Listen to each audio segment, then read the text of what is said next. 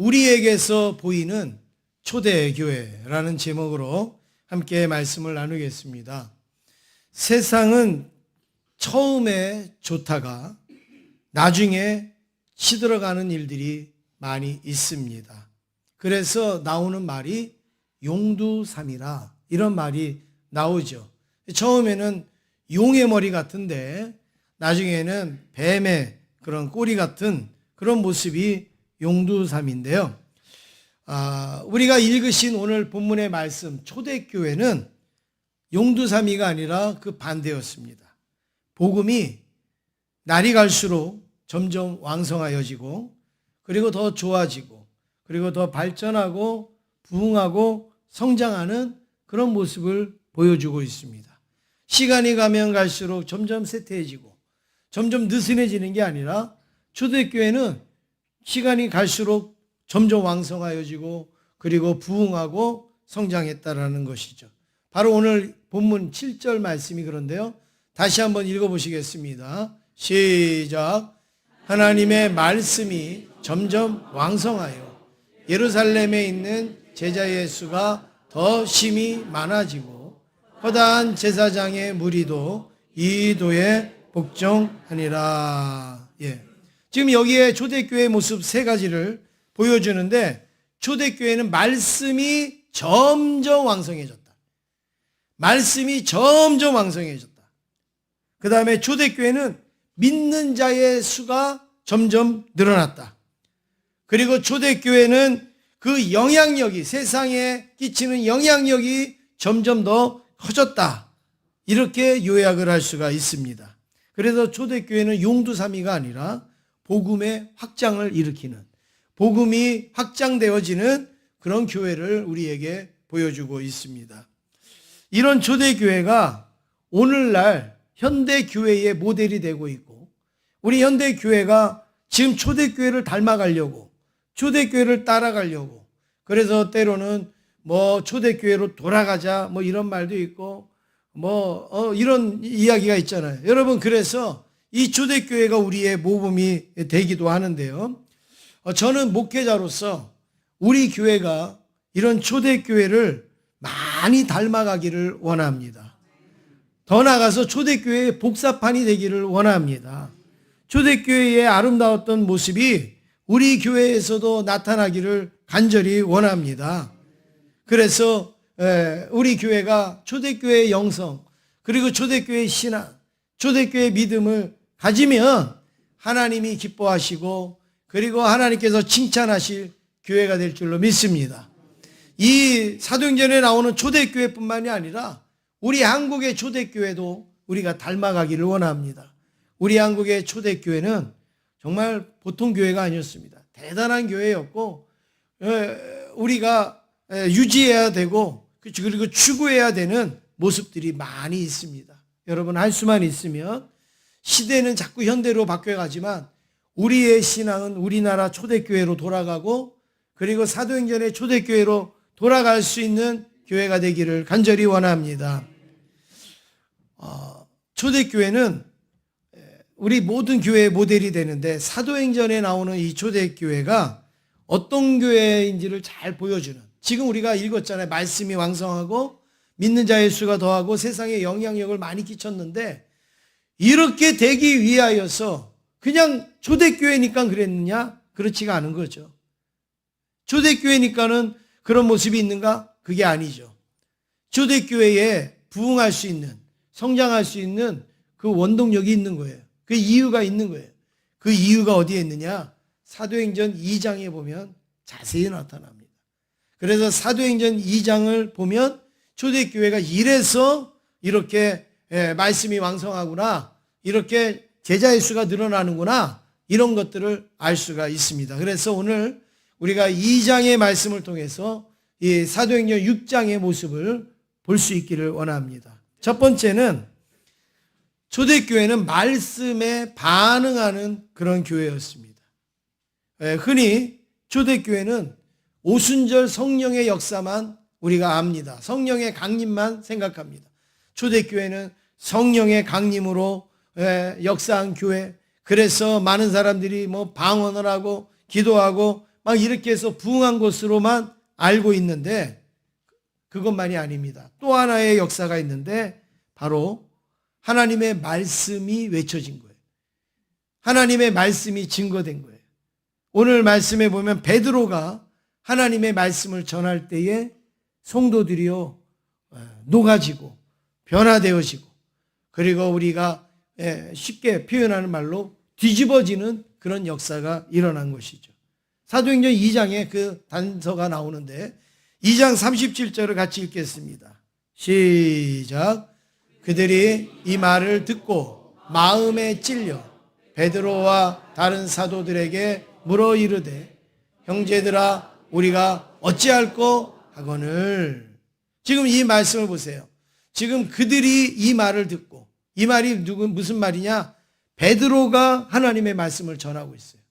베드로가 일어서서 하나님의 말씀을 증거하는데 그 말씀을 듣고 백성들의 마음, 성도들의 마음이 어땠다고요? 마음에 찔려 그랬습니다. 여기 마음에 찔려라는 이 단어는요, 신약 성경에 이 한 곳밖에는 표현이 없습니다. 마음에 찔린다라는 이 표현이 다른 데는 없어요. 오늘 여기에만 있는데 이 표현이 얼마나 중요한가 하면 성도들이 베드로의 말씀을 듣자 마음에 찔렸다라는 것은 마음이 요동쳤다는 거예요. 마음이 움직였다라는 거예요. 마음의 반응이 일어났다라는 것이죠. 얼마나 중요합니까? 하나님의 말씀은요, 자꾸 우리가 들을 때에 마음의 반응이 일어나야 돼요. 마음이 움직여야 되고 요동을 쳐야 되고 그리고 마음에 때로는 찔림도 있고 그리고 감동도 있고 은혜도 있고 이 말씀에 이런 작용이 있을 때에 바로 교회가 든든히 세워질 수가 있는 것이죠. 여러분 그렇습니다. 말씀의 반응이 나타나는 게 말씀의 능력인 거예요. 설교를 잘해서가 아니에요. 베드로가 설교를 잘해서 마음이 요동을 치고 찔리고 그런 게 아니라 말씀을 전하고 들을 때에 누가 움직이시는가? 성령님이 움직이시는 거예요. 우리의 마음을 만지시는 거예요. 우리의 마음을 이제 그것을 좀 그 전문 용어로 하면 수술하시는 거예요. 말씀을 들을 때 하나님이 우리의 아픈 부분, 우리의 연약한 부분, 우리의 못난 부분, 우리의 잘못된 부분 이런 부분들을 막 수술을 하시는 거예요. 그래서 하나님의 말씀이 나를 치료하게 되는 거죠. 나를 치료하게 되는 거예요. 말씀을 그래서 우리가 들으면요, 나도 모르게 막 힘이 나잖아요. 말씀을 들으면 나도 모르게 회개가 되잖아요. 말씀을 들으면 나도 모르게 막 결단이 세워지지 않습니까? 여러분 이게 성령님께서 말씀을 통해서 나를 수술하는 거예요. 그래서 내가 어디가 약한지 그걸 고치고 그리고 내가 어디가 필요한지 그걸 알게 해서 나로 치료하니까 막 힘도 나고 에너지도 생기고 그리고 또 때로는 건강하여지고 그렇게 되는 거죠. 치료는요, 아파도 받아야 되는 거예요. 치료는 불편해도 받아야 되는 거예요. 약이나 주사가 우리의 육체를 치료하듯이 우리의 심령은 말씀으로 치유되어지는 거죠. 말씀으로 치료될 수 있는 거예요. 그래서 여러분 말씀을 잘 들어야 되는 거예요. 말씀을 제대로 들어야 되는 거예요. 말씀을 온전히 들으셔야 돼요. 의사 선생님이 주사를 잘못 놓으세요. 그러면 어떻게 돼요? 부작용이 생기기도 되고 사고가 생기기도 하고 거의 그런 일이 없지만 제가 예전에 어떤 이야기 들었어요. 그런 일이 있을까 생각이 드는데 사실이니까 어쩔 수 없죠. 어떤 분이 오른쪽 다리를 수술하려고 이제 수술실에 들어갔는데 왼쪽을 잘랐다는 거예요. 이거는 아주 극단적인 예죠. 병원이 다 그런 게 아니에요. 대부분 99%가 잘하죠. 그런데 잘못하니까 그런 일이 일어나는 거예요. 하나님의 말씀도요. 여러분 우리가 말씀을 들을 때 정신을 차리고 똑바로 온전히 하나님의 말씀을 듣지 아니하면 우리도 영혼이 다칠 수가 있는 거예요. 영혼이 병들 수가 있는 거예요. 제가 오늘 설교의 내용은 없었는데 생각이 나서 제가 말씀을 드리면, 옛날에 우리나라 초대교회 얘기를 하니까 생각이 나는데, 초대교회에 이제 그때는 가진 것도 없고 배운 것도 없고 뭐 아는 것도 없고 그러잖아요. 그래갖고 며느리가 어머니 교회 좀 가세요. 어머니 교회 좀 가세요. 그리고서 부흥회 한대요. 그리고 교회를 보내드렸어요. 그랬더니 어머니가 교회를 갔다 와가지고 막 화가 나가지고 오셔서 나는 이제 다시 교회 안 간다. 왜요? 그랬더니 무슨 뭐 목사님이 뭐 설교를 그렇게 하냐고. 막 화가 나가지고 어머니가 막 그러더라는 거예요. 그래서 어머니 왜요? 뭐 강사 목사님이 왜 무슨 말씀을 하셨는데요? 그랬더니 아니 설교는 안 하고 속국지가 어떻고 젖국지가 어떻고 그러더라는 거예요.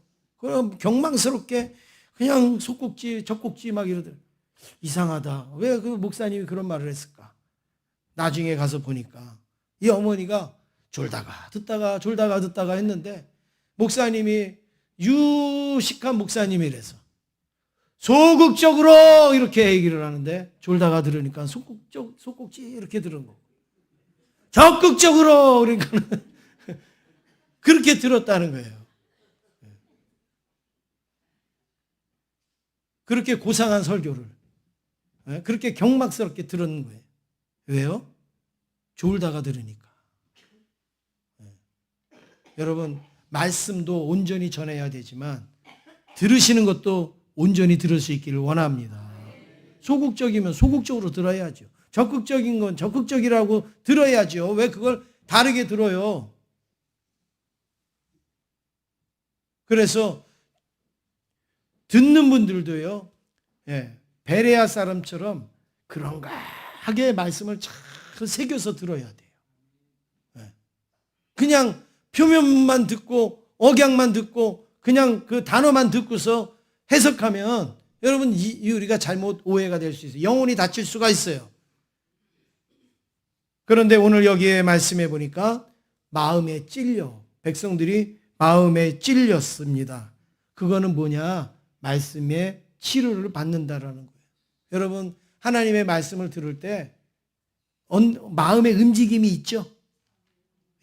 어떨 때는 약간 쓰린 것도 있고, 어떨 때는 아주 또 감사한 게 있을 수도 있고, 어떨 때는 막 깨달아지는 것도 있고, 어떨 때는 막 결심하는 이런 게 있잖아요. 여러분, 그게 성령님이 여러분들을 치료하시는 시간이에요. 그거를 만지시는 시간이에요.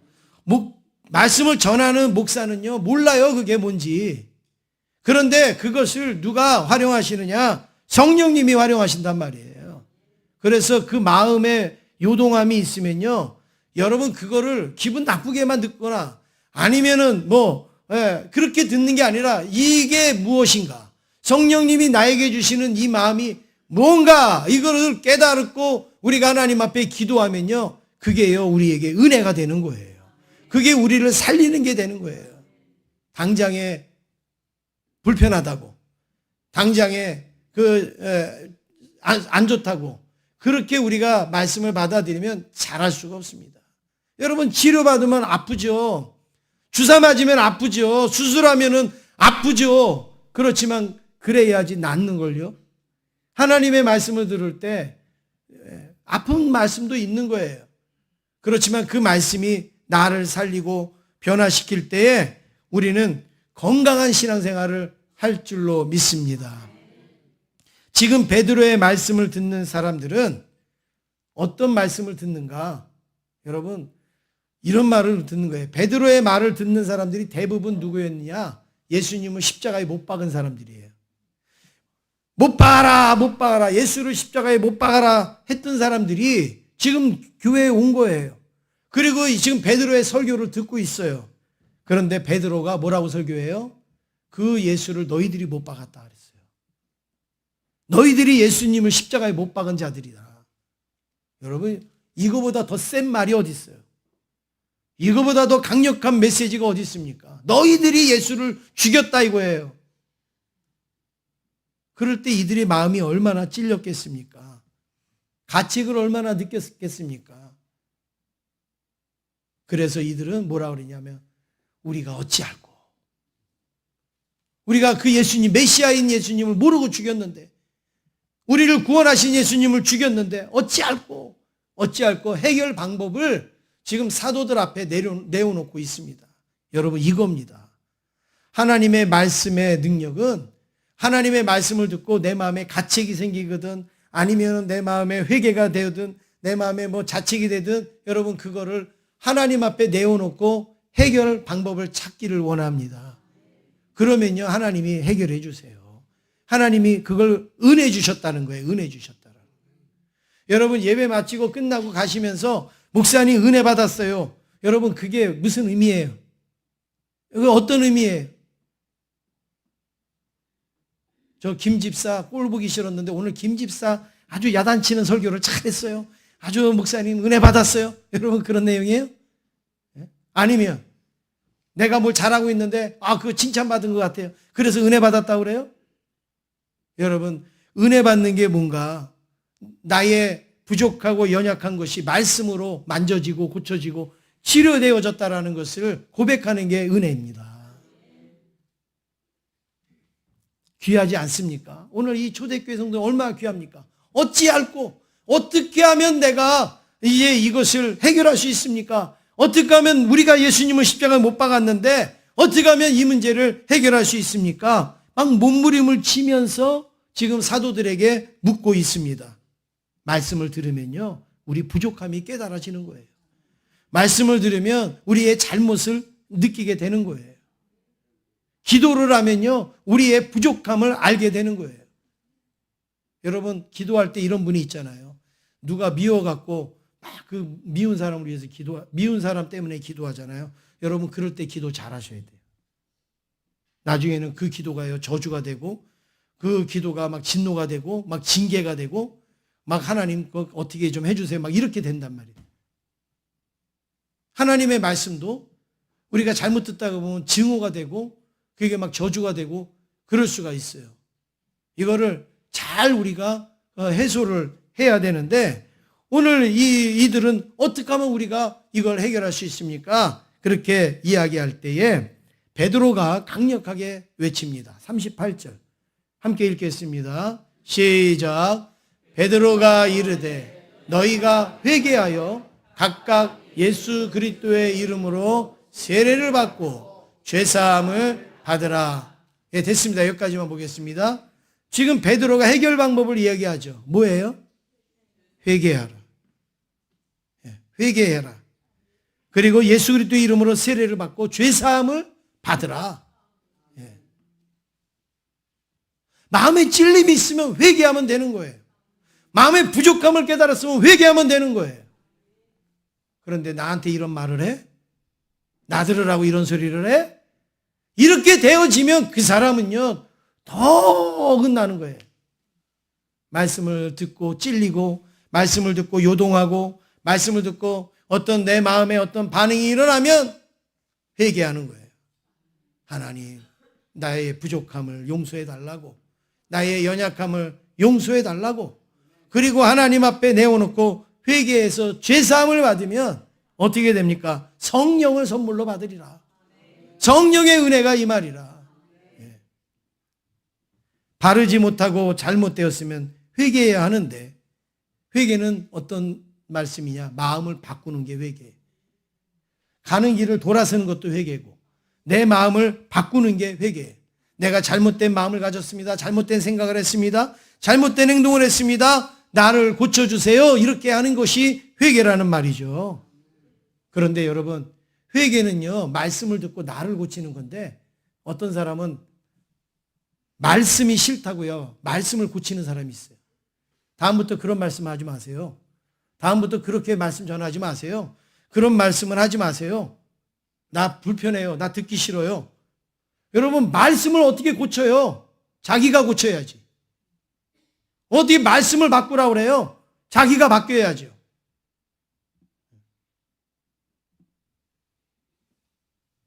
우리나라 초대교회가 정말 훌륭했는데, 우리가 그 100년 이상 된 교회에 가서 보면 당회록 같은 걸 보잖아요. 그러면 그 당회록에 정말 이렇게 쓰여 있는 거 보면, 지금 보면 재밌는 거, 뭐 이런 게 많이 쓰여져 있고, 지금에는 불가능한 이것들이 막 당회록에 쓰여져 있는 게 많아요. 그 중에 하나가 뭐냐? 권징이에요, 권징. 여러분, 권징은 뭐예요? 잘한 사람은 칭찬해주고 잘못한 사람은 징벌하는 게 권징이잖아요. 예. 근데 오늘날 한국교회에 권징이 있습니까? 없습니까? 잘 모르시죠? 예. 한국교회는요, 칭찬만 있어요. 뭐 잘하면 상 주고, 뭐 하면 선물 주고, 뭐 하면 뭐, 한국교회 지금 전부 다 이러잖아요. 징계가 있어요? 아무개 장로님, 뭐 잘못했으니까 한 달 동안 기도하지 마세요. 여러분, 이런 거 있어요? 없잖아요. 아무개 성도님, 이제 뭐 잘못했으니까, 이제 뭐 3개월 정지. 이런 거 있어요? 없어요. 한국교회는 없어요. 근데 우리 한국의 초대교회 때 그 당회록을 보면 여러분 이런 게 있어요. 누가 밖에 나가서 누구랑 싸웠어요. 덕이 안 됐어요. 그리스도인의 본이 안 됐어요. 그래가지고 당회에서 징계를 내리는 거예요. 아무개 권사님, 아무개 집사님, 뭐 아무개 뭐 누구 이 징계를 내려요. 3개월 뭐 정지 뭐 이런 식으로 권징을 내려요. 그러면 우리 한국의 초대교회는 어땠는가? 뭐가 훌륭하다 하냐면 이게 훌륭한 거예요. 3개월 동안 저 뒤에 앉아가지고 예배 시간 내내 회개하는 거예요. 예배 시간 내내 회개하는 거예요.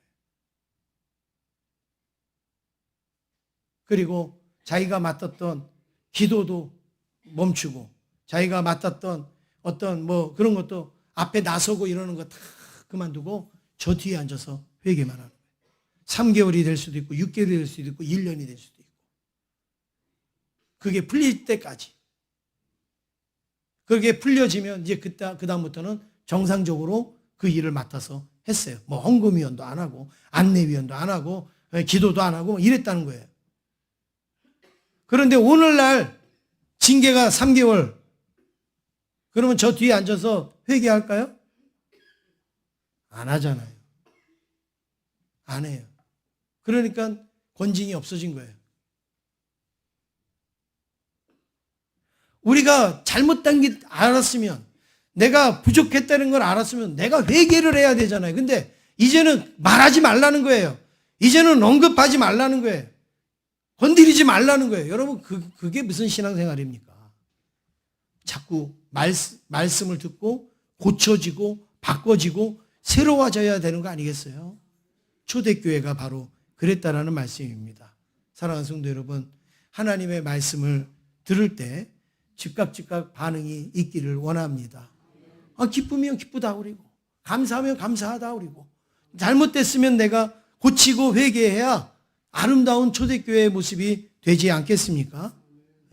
근데 아무리 말씀을 들어도 나는 고칠 생각 없고 바뀔 생각 없고 나는 달라질 생각이 없다. 그렇다 그러면 초대교회는 될 수가 없는 거죠.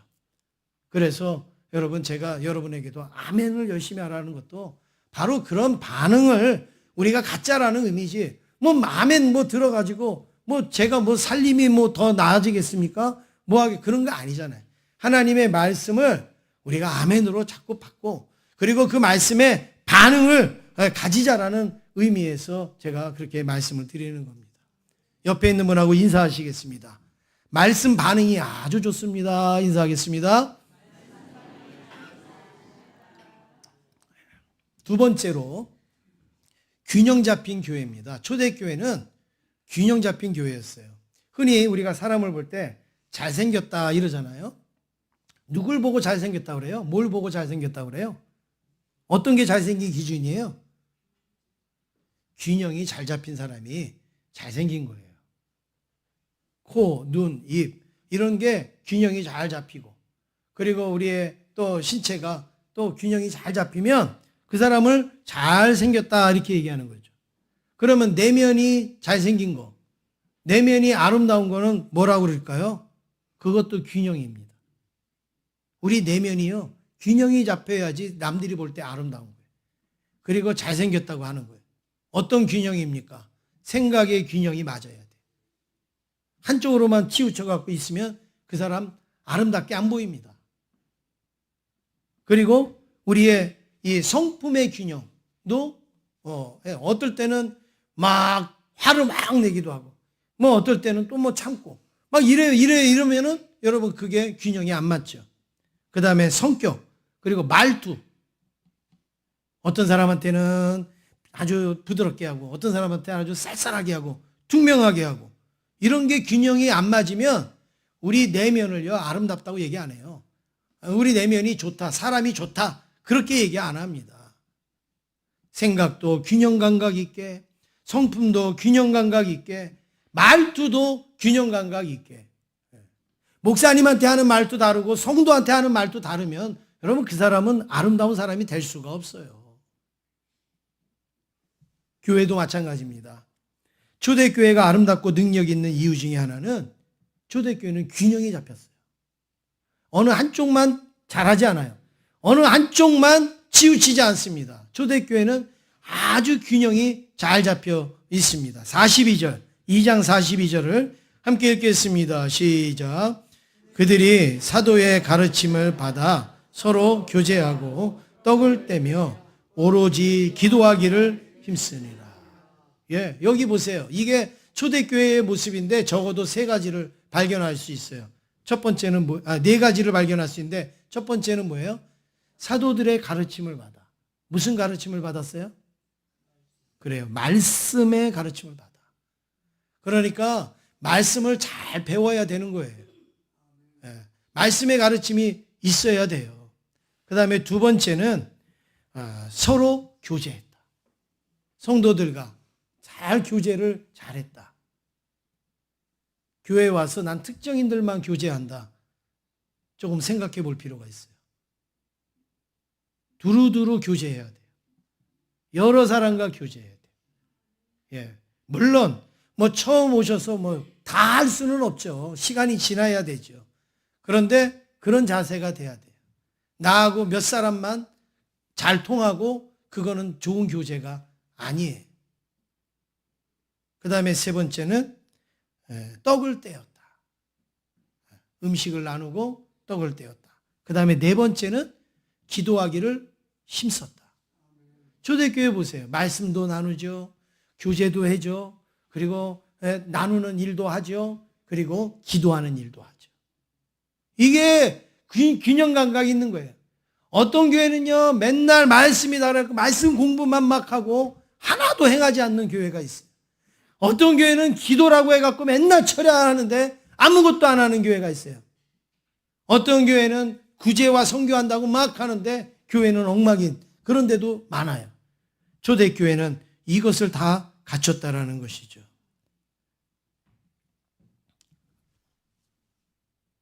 적어도 이들에게는 말씀이 기준이 되어져서 교제도 하고 떡도 나누고 기도도 하고 있습니다. 바로 거기에 구제도 있고 그리고 전도도 있고 봉사도 있는 거예요. 44절에서 46절에 보면 아주 더 자세하게 초대교회가 어떤 모습을 갖고 있는가 더 자세하게 표현합니다. 한번 같이 읽어보시겠습니다. 시작. 서로 통용하고 또 재산과 소유를 팔아 각 사람의 필요를 따라 나눠주며 날마다 마음을 같이하여 성전에 모이기를 힘쓰고 집에서 떡을 떼며 기쁨과 순전한 마음으로 음식을 먹고. 예, 여기에 보세요. 날마다 마음을 같이하여 뭐 했다고요? 예, 성전에 모이기에 힘썼다. 그리고 서로 물건을 통용했다. 그리고 재산을 팔아서 나누어주고 그리고 떡도 떼고 기쁨과 순전한 마음으로 음식도 나누었다. 이렇게 이야기하고 있습니다. 여러분, 교회는요, 모여야 돼요. 일단 모여야 돼요. 여기 날마다 모였다 그랬잖아요. 날마다. 쓸데없이 모이면 안 되지만 정말 예배드리기 위해서 모이고 기도하기 위해서 모이고 봉사하기 위해서 모이고 섬기기 위해서 모이고 못하니까는 아멘도 못하는 거예요. 지금.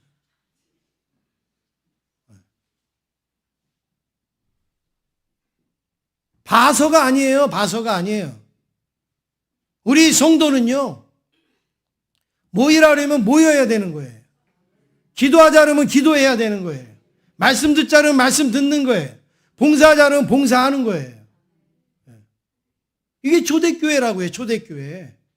뭐 다른 게 아니라 초대교회가 그렇게 했어요. 그리고 먹을 거 있으면 나누고, 좋은 거 있으면 나누고, 그리고 베풀고, 그리고 세상에 선한 영향력을 끼치는 거. 이게 바로 초대교회예요. 가족들을 잘 챙긴다라는 것을 여러분 선한 일로 여기면 안 돼요. 내 가족 잘 돌보는 거를 나는 선한 일 했다고 그래요. 내가 김장 때요, 이번에요, 500포기를 단 것 같고요. 예, 첫째 딸에 100포기, 둘째 딸에 200포기, 뭐 해갖고, 나는 이렇게 선한 일을 잘해요. 그게 선한 일이에요? 그거는 부모가 할 일이에요. 선한 일은요, 내가 모르는 사람한테 하고, 나하고 상관없는 사람인데도 하고. 예. 그거 봐요. 못하니까 아멘 못하잖아요, 지금. 나한테 불이익을 주고 해를 주는 사람한테도 할 수 있는 게 선한 일이에요. 우리는요, 그냥 나하고 마음 잘 통하는 사람하고 밥 사주고 뭐하고, 이걸 우리는 선한 거로 하고 생각을 해요. 그리스도의 이름으로 나 뭐 알지도 못하지만, 예, 선한 일을 할 때 그게 선한 일이죠. 어떻게 친교하고 친목하고 하는 것을 그걸 우리가 선한 일이라고 합니까? 아무 관계도 없고 어려운 사람, 소외당하는 사람, 여러분 이런 분들을 돌봐줘야지 그게 균형 있는 교회가 되지 않겠어요? 우리 교회가 그냥 우리가 필요한 거, 우리 먹는 일에만 힘써서. 여러분 우리 교회가 건축하고 나서 국수로 바꿨잖아요. 밥을 하다가 국수로 바꿨잖아요. 여러분 왜 바꿨어요? 국수 드시는 분이 더 많아서 바꿨어요? 국수가 더 맛있어서 바꿨어요? 건축을 했기 때문에 지출될 것도 많고 우리가 선교도 해야 되고 다 해야 되는데 우리가 먹을 것 다 먹고 할 수는 없어서, 그래서 우리가 먹을 거 줄이자 그래서 국수로 바꾼 거 아니겠습니까? 맛있는 거 먹을 줄 몰라서가 아니에요. 좋은 거 먹을 줄 몰라서가 아니라 나누고 베풀고 하는데 우리가 사용하려고 그렇게 하는 것이죠. 말씀과 기도로 모이는 예배 생활이 있어야 되고, 떡을 떼는 교제 생활이 있어야 되고, 그리고 각 사람의 필요를 따라 나눠주는 나눔 생활이 있어야 되고, 그래야지 교회가 균형 감각이 있는 거예요. 옆에 있는 분하고 인사하겠습니다. 균형 감각이 좋으십니다. 우리 인사하겠습니다. 마지막으로 세 번째, 칭찬받고 부응하는 교회입니다. 이 교회는요, 두 가지 칭찬만 받으면 돼요. 어떤 칭찬을 받아야 돼요? 하나님에게 칭찬받고, 그리고 세상에 칭찬받으면 돼요. 한쪽만 받아서는 안 돼요. 하나님에게도 칭찬받고 세상에도 칭찬받아야 되는데, 초대교회가 바로 그런 교회예요. 2장 47절 함께 같이 읽겠습니다. 시작.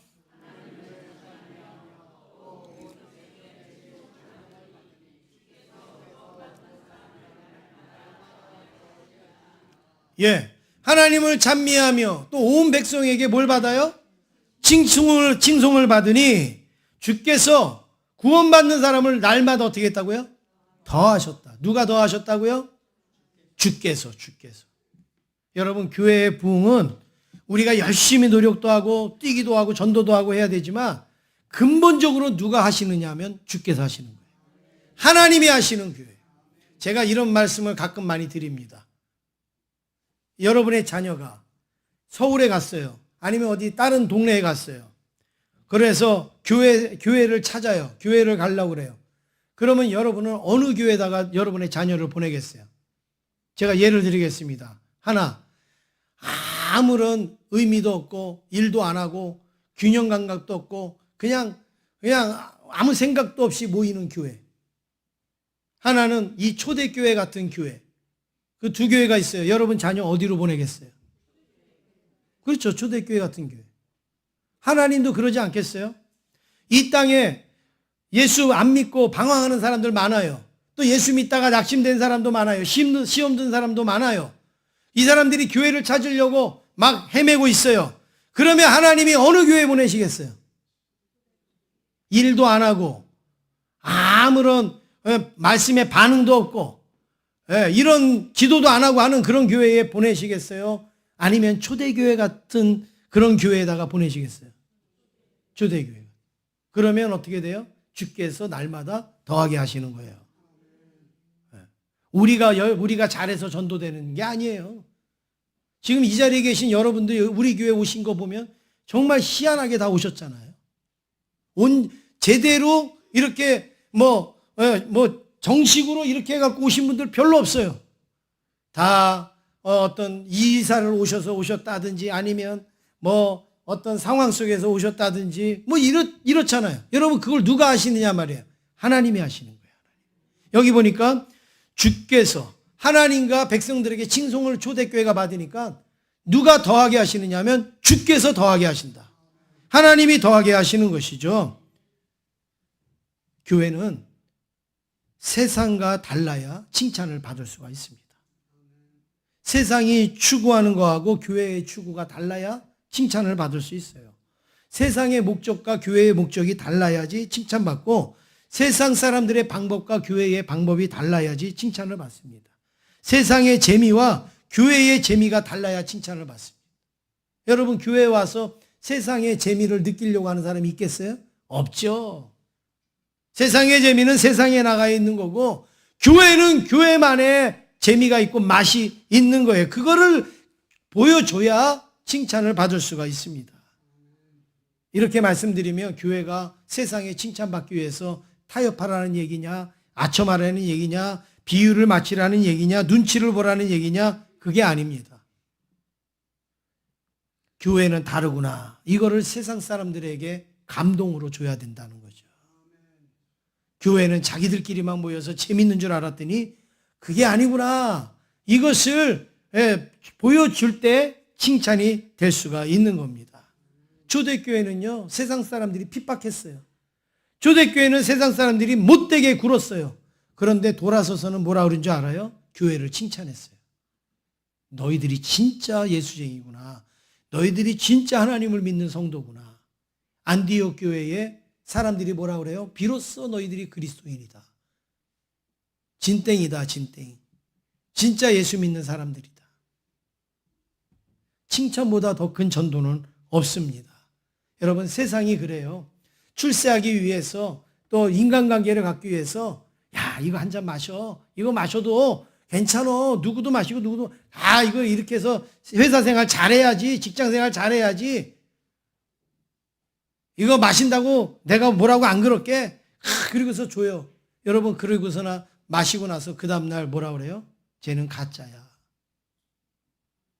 가짜야. 할 거 다 하고 먹을 거 다 먹고 가짜야. 그런데 그 자리에서 안 먹습니다. 그렇게 해서 내 신앙을 지켜요. 그러면 그 앞에서 막 욕을 해요. 너만 뭐 예수 믿냐고 그러고 막 욕해요. 근데 돌아서서 뭐라 그래요?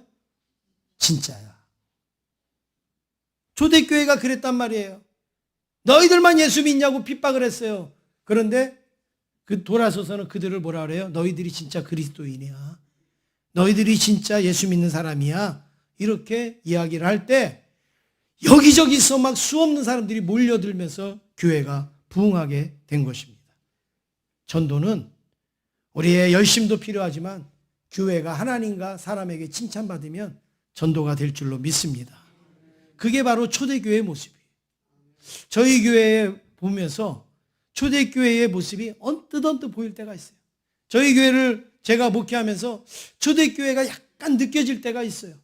좀 초대교회하고 반박이가 되면 좋겠는데 아직은 그렇지는 않지만 그래도 초대교회의 모습이 살짝 어떤 아이가 지나가요. 그러면 그 뒤에서 보면 야 저거 제 할아버지랑 똑같네 이런 아이들이 있잖아요. 어떤 아이가 지나가요. 저 할머니랑 똑같네 이런 때가 있잖아요. 마찬가지예요. 우리 제자교회를 볼 때 그래도 초대교회하고 조금 비슷하네 이런 게 언뜻 보일 때가 있어. 그래서 제가 감사한데요.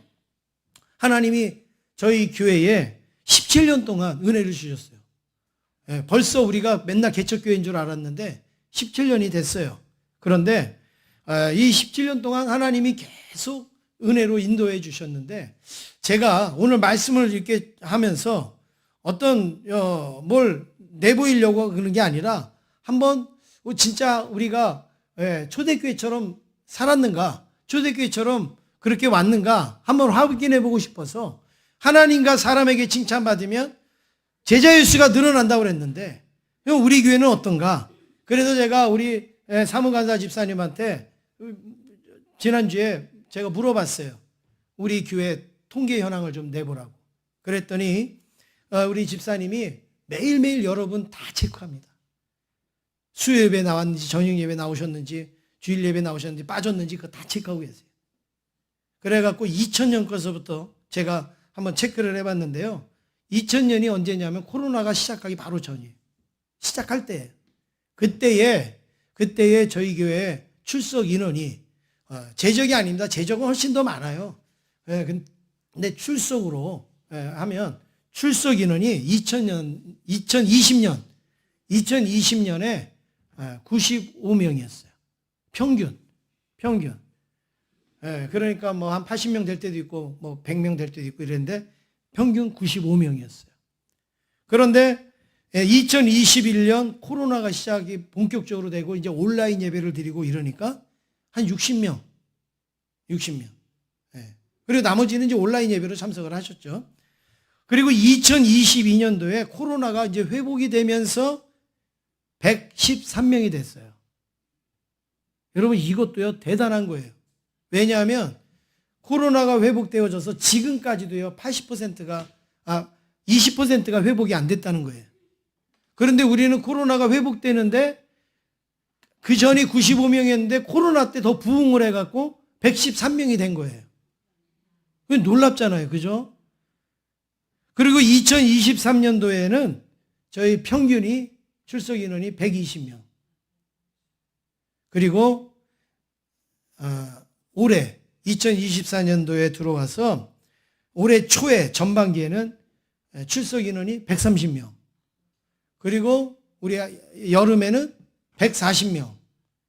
그리고 지금 하반기에 들어와서는 150명. 이렇게 지금 이 분포가 나타나고 있습니다. 여러분, 제가 이걸 볼 때, 우리가 초대교회를 그래도 조금씩 닮아가고 있구나. 우리가 전도한 것보다도, 열심을 낸 것보다도 더 많이 하나님이 채워주신 것 같아요. 95명에서 150명이면은 50%가 늘은 거예요. 우리 교회는 이런 거 가지고는 놀라지도 않아요. 반응도 없어요. 출석 인원이요 10명이 늘으면요 재적 인원은 20-30명이 늘어야지 10명이 느는 거예요. 출석은 그냥 10명 늘었다 10명 늘은 게 아니에요. 평균 출석이 10명이 늘으려면 재적이요 평균 20-30명이 돼야지 그렇게 되는 거예요. 그러면 여러분 감이 나오시지 않습니까? 그런데 하나님께서 이렇게 해주셨단 말이에요. 그것만이 아니라 뭐 재정도 사역도 여러 가지로 늘어나고, 그리고 우리 교회에 이런 가운데 로뎀나무 카페와 그리고 두란노 제자 이것도 우리가 지어서 지금 얼마나 유용하게 잘 쓰여지고 있는지 모릅니다. 선교 사역도 점점 늘어나고 있잖아요. 그리고 총회에 그리고 노회에 할 일도 점점 늘어나고 있지 않습니까? 지난주에 교회 섬김의 날을 저희 교회에서 여러 교회와 협력해서 함께 드렸습니다. 다 여러분들이 사랑방 예배 때 드린 헌금으로 그것을 했는데, 미래자립교회 18교회의 목회 지원비로 그거 다 드렸습니다. 이것을 취재하기 위해서 기독신문 편집장이 와서 여러분 계속 취재하는 거 보셨지 않습니까? 그런데 여러분 이분이 우리 한국의 전국교회를 다 돌아다니는 분이에요. 어지간한 거 가지고 눈 하나 깜짝도 안 하는 분이에요. 그렇죠? 사랑의 교회는요 8,000명의 목회자들을 불러다가 섬김의 교회를 했는데 그거하고 우리하고 이걸 비교해 보면요 이거는 눈도 깜짝하는 일도 아니에요. 그런데 계속 물어보는 거예요. 어떻게 이렇게 했냐? 어떻게 했냐? 계속 물어봐요. 결국에는요 우리 교회 비전이 나오고 우리 교회 어떤 사역이 나오고 그래야 되잖아요. 그래서 제가 거기서 이거는 우리 취지하고 안 맞으니까 여기는 하지 말고 노예의 이것만 하자. 그래서 제가 우리 교회 얘기를 아예 안 했어요. 나중에 우리 교회 얘기를 할 기회가 되면 하지만 이거는 우리 교회 행사가 아니니까 우리 노예의 행사니까 노예에 국한된 걸로 하자. 그런데 이분이 계속 이게 이렇게 할 수 있는 뭔가 있다는 거예요. 자기가 자꾸 얘기를 하는 거예요. 그래서 있는데 그거는 나중에 여기 취지에다 우리 교회 막 얘기를 해버리면 여러분 노예 행사가 아니잖아요. 그래서 그렇게 했습니다. 여러분 왜 그분이 놀라죠? 오늘날의 교회에서 초대교회의 모습을 보니까 초대교회의 모습이 보여지니까 떡을 떼고 나누고 뭐 이러는 모습이 보이니까 이분이 그렇게 놀라는 모습을 보여준 겁니다. 여러분 그렇습니다. 우리가 하나님이 우리 교회를 사용하실 때 하나님과 세상에 칭찬받는 교회 되기를 원합니다. 우리 성도님들도 그렇게 되기를 원합니다. 우리 옆에 있는 분하고 인사하겠습니다. 꼭 초대교회 성도 같습니다. 인사하겠습니다. 사랑하는 성도 여러분, 우리 교회가 초대교회 따라가려면 아직 멀었어요. 이거 하나 가지고 뭐 초대교회니 그렇지만 저는 아직 보이지 않는 것이 더 많지만 그래도 언뜻 그래도 보이려고 하는 그 모습 때문에 희망이 있는 거고 그리고 비전이 있는 것입니다. 사도행전 2장이 있어야 모이기에 힘쓰고 말씀에 영향을 받고 기도하고 떡을 떼고 나누는 게 있어야 사도행전 6장이 있는 거예요. 6장에 말씀이 흥황하고 그리고 믿는 자의 수가 점점 늘어가는 그 일이 있는 거예요. 2장이 없는데 사도행전 2장이 없는데 사도행전 6장이 하늘에서 뚝 떨어지는가? 그렇지 않습니다. 2장을 잘 소화할 때에 사도행전 6장의 아름다움이 저와 여러분에게 우리 교회에 나타나게 될 줄로 믿습니다.